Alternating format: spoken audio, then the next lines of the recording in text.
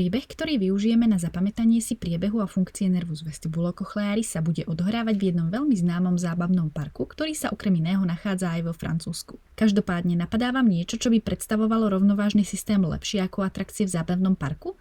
Nerv sa skladá z dvoch nervov, nervus vestibularis, ten rovnovážny, a nervus cochlearis, sluchový. A my začneme tým rovnovážnym. Vestibulárny aparát je tvorený 3 polkruhovými kanálikmi, ktoré obsahujú receptorové bunky reagujúce na pohyb s uhlovým zrýchlením, čiže rotačný pohyb, a 2 vačkami, utriculus a sacculus, ktorých bunky reagujú na lineárne zrýchlenie, čiže pohyb priamočiary. Informácie z receptorových buniek, polkruhových kanálikov a vačkov sú prenášané vláknami, ktoré tvoria 3 samostatné nervy. Prvý je nervus utriculoampularis. Toto konkrétne je nerv, ktorý vzniká spojením nervus ampularis anterior, nervus ampularis lateralis a nervus utricularis. Takže spája informácie z predného a bočného polkruhovitého kanálika a z utricula. Druhým je nervus ampularis posterior. Tento nerv vedie signály zo zadného polkruhovitého kanálika. Vedie ich zvlášť z dôvodu, že sa nachádza anatomicky ďalej od predchádzajúcich štruktúr. Prechádza dokonca aj cez vlastný otvor foramen singulare, čo je ale výhoda pri liečbe silných závratov pri vestibulárnej neurektómii. A tretím je nervus sacularis, ktorý vedie vzruchy z macula saculi. Tieto nervy vedú vzruchy k bipolárnym neurónom vo vestibulárnom gangliu. Tak, a toto si teraz zasadíme do príbehu. Polkruhovité kanáliky máme 3 a bude nám ich znázorňovať táto bobová dráha identického tvaru. Ich funkcia je teda vnímanie uhlového zrýchlenia a to na bobovej dráhe tohto typu rozhodne cítime. 3 deti. Amálka, Patricia a Samuel sa nám vracajú k maminke po tom, čo absolvovali jazdu na bobovej dráhe.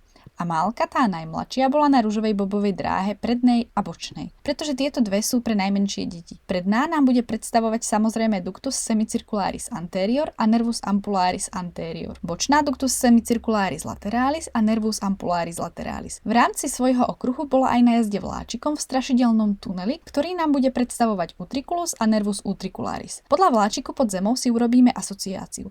U ako underground alebo U ako utriculus. Vláčik nám bude predstavovať zrýchlenie lineárne, horizontálne, pretože vláčik ide dopredu a horizontálne. To bola teda jazda Amálky, čiže nervus utriculoampularis, ktorý vedie informácie z predného a bočného polkruhovitého kanáliku a z utricula. Jej sestrička Paťka bola na bobovej dráhe pre väčšie deti. To je tá modrá, ktorá bola trošku viac vzadu a bude nám predstavovať ductus semicircularis posterior a nervus ampularis posterior. Táto dráha prechádza aj cez jeden otvor, z ktorého strieka voda, podľa ktorého si budeme pamätať aj foramen singulare. Singulare v preklade z latinčiny jediný. Posledný súrodenec je brat Samuel. Samo je najstarší a najodvážnejší a rozhodol sa skočiť skydive z tejto veže na vzduchový ventilátor, ktorý deti potom nadvihne. To nám bude asociovať, že S ako Samuel, S ako Sacculus a S ako Skydive nám predstavuje zrýchlenie lineárne, ale tentokrát vertikálne smerom dolu. Takže máme. Všetky deti mieria teda k maminke, ktorá bude predstavovať bipolárne bunky vestibulárneho ganglia, ktoré sa nachádzajú na dne meatus acousticus internus. Všimneme si, že ich maminka má v ušiach slúchatka a telefonuje s klientom z práce, zatiaľ čo stojí v skupinke iných maminiek. Z predchádzajúceho videa vieme, že slúchatko vo vnútri ucha nám vždy v našich videách predstavuje meatus acousticus internus a porus acousticus internus, kde nerv vychádza z kosti skalnej. Maminka stojí v skupine ďalších maminiek, takže stojí v nejakom zoskupení alebo zhluku, čiže by sme to mohli preložiť ako gangliu. A keďže momentálne sa snaží vybalansovať materstvo a prácu tým, že je zároveň v zábavnom parku a zároveň sa snaží pracovať, budeme si pamätať, že balansuje, čiže zapisujeme vestibulárne ganglium. Maminka hľadá rovnováhu medzi 2 svetmi. 2 svety nám budú ešte pripomínať, že bunky tohto ganglia sú bunky bipolárne. Takže sme si to poskladali. Slúchatko a telefonát, meatus a porus acousticus internus stojí v zhluku maminiek, čiže ganglium, balansuje, čiže vo vestibulárnom gangliu a 2 svety bipolárne bunky. Takže deti dobehnú k maminke a ďalej pokračujú spolu cez most na rozprávkový ostrov. To nám predstavuje ďalší priebeh nervu z vestibulárneho ganglia. Most predstavuje pons varoli a most bude pre nás ďalšie miesto pamäťovej mapy a miesto, kde sa nerv dostáva do mozgového kmeňa a do jadier nervus vestibularis. Jadrá sú nucleus vestibularis anterior, posterior, lateralis a medialis. To si zapamätáme podľa tejto križovatky, ku ktorej sa maminka a deti dostávajú, ale nevedia kam ďalej pokračovať. Vieme, že jadrá nám vždy predstavujú myšlienkové bubliny a keď je v bubline rovnaká scéna ako scéna, na ktorú sa dívame, vieme, že jadro bude niesť rovnaký názov ako samotný hlavový nerv a v tomto prípade nucleus vestibularis. Akurát jadrá s týmto názvom sú 4. Superior, inferior, lateralis a medialis a to si zapamätáme podľa šípok, ktoré smerujú každá inam. Maminka teda intenzívne premýšľa, ktorým smerom sa skrižovatky vydajú. Najstarší Samuel ju presvedčí, že chce ešte vyskúšať opičiu dráhu. Tá nám bude znázorňovať všetky dráhy, ktorými sa informácia o rovnováhe, pohybe a polohe tela dostáva z jadier do centra. Prvá dráha je vestibulospinálna. Funkciu tejto dráhy nám bude predstavovať táto kladina, po ktorej musí Samuel prejsť vo výške bez toho, aby spadol.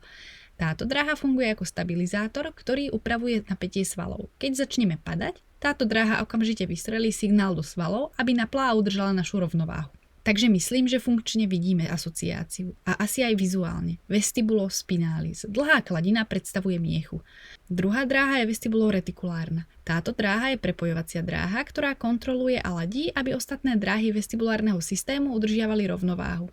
Táto dráha kontroluje a bude nám ju predstavovať sieť pod kladinou, ktorá tiež akoby kontroluje, aby sa nikomu nič nestalo. Retikulum je v preklade vlastne tiež sieť, takže pamätáme tractus vestibuloreticularis. Tretia dráha je tractus vestibulobulbaris. To je dráha, ktorá prepája vestibulárny aparát s mozgovým kmeňom. Bulbaris vieme, že v širšom slova zmysle pomenúva mozgový kmeň, v ktorom, ako vieme, sa nachádzajú jadrá hlavových nervov. A v tomto prípade ide predovšetkým o jadrá okohybných nervov, čo je dôležité okrem iného pre stabilizáciu pohľadu. To nám asociujú veľké balóny, ktoré na Samuela z boku strieľajú a snažia sa ho zhodiť. On ich musí samozrejme spozorovať a vyhnúť sa im. To nám bude predstavovať zapojenie a dôležitosť okohybných nervov. Ďalšou dráhou je dráha vestibulocerebelárna, ktorej funkcia je jemné doľaďovanie a koordinácia rýchlosti pohybov a rovnováhy. Značka mozočku bude v našich videách vždy nota a hudba, pretože príbeh o mozočku bude o jednej veľkej párty. V tomto príbehu si teda noty umiestnime niekam sem. A bude nám to pripomínať, že v pozadí hrá hudba, ktorá účastníkom dodáva adrenalín pri zdolávaní prekážky. Posledná dráha je teda vestibulokortikálna. Kôrové oblasti nám vždy znázorňujú domček alebo domov. Teraz tomu nebude inak a tento domček, v ktorom sa nachádza cieľová páska, nám predstavuje tractus vestibulocorticalis, dôležitý pre vedomú orientáciu alebo integráciu zmyslov. Tak a teraz sa presunieme k televíznej reportáži o otvorení rozprávkového hradu na rozprávkovom ostrove, ktorá nám bude vytvárať pamäťovú mapu k priebehu nervus cochlearis. Vzruchy vznikajú v receptorových bunkách Cortiho orgánu, ktorý nám bude predstavovať tento chlpatý mikrofón. Vláskové zmyslové bunky Cortiho orgánu nám budú predstavovať práve vlásky mikrofónu. Takže zapisujeme do pamäťovej mapy. Signály sú ďalej vedené do prvého neurónu sluchovej dráhy v ganglion cochle, ktorý tvorí úzky pás nervového tkaniva pozdĺž lamina spiralis osea v canalis spiralis modioli. Ganglion cochle nám bude na základe svojej anatomickej podobnosti predstavovať tento kábel zavinutý ako závity slimáka. Axony z jeho buniek pokračujú a vytvárajú nervus cochlearis, čo bude tento jeden kábel, ktorý zo spleti káblov vychádza.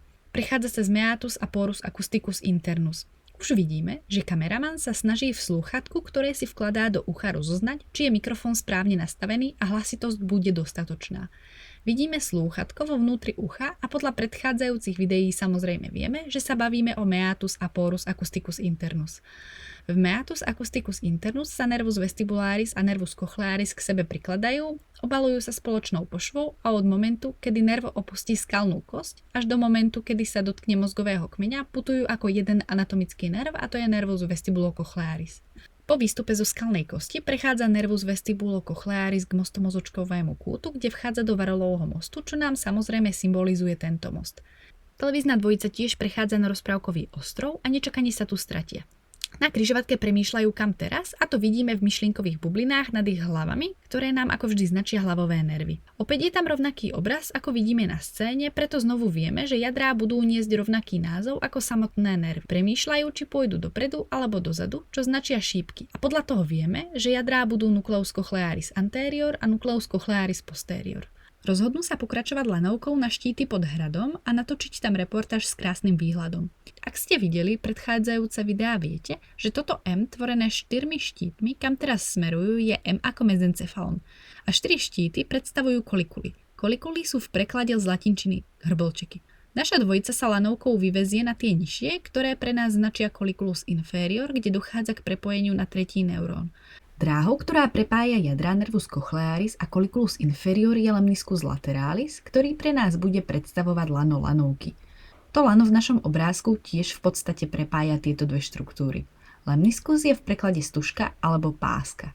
Vlákna sa pred vstupom do tejto dráhy čiastočne skrížia a to môžeme vidieť na skrížených lanách lanovky. Z tohto nižšieho hrbovčeka, čiže colliculus inferior, kde sa dostali lanovkou, budú ďalej pokračovať vrtuľníkom na malý heliport. Skúsime si spomenúť na predchádzajúce videá, konkrétne na video Nervus opticus, kde sme si hovorili, že talamus nám bude vždy symbolizovať čokoľvek s lietadlami alebo letectvom. Pre tentokrát to bude heliport s malými pristávajúcimi plochami, ktorých tvar pripomína kolienko. V preklade corpus geniculatum. A tentokrát je ten heliport vo vnútri v areáli zámku za riekou, takže to bude corpus geniculatum mediale talami. Odtiaľ signál ide do kôrových oblastí, ktoré predstavuje tento pompézny hrad. A opäť je to teda niekoho domov. Dom alebo domov značí kôrové oblasti a tentokrát je to domov princeznej. Sluchová kôra, ktorá sa nachádza temporálne, nám bude pripomínať táto princezná so zaujímavo vyčesanými vlasmi práve v temporálnej oblasti. A teraz sa pozrieme do celkového náhľadu a skúsime si to zrekapitulovať.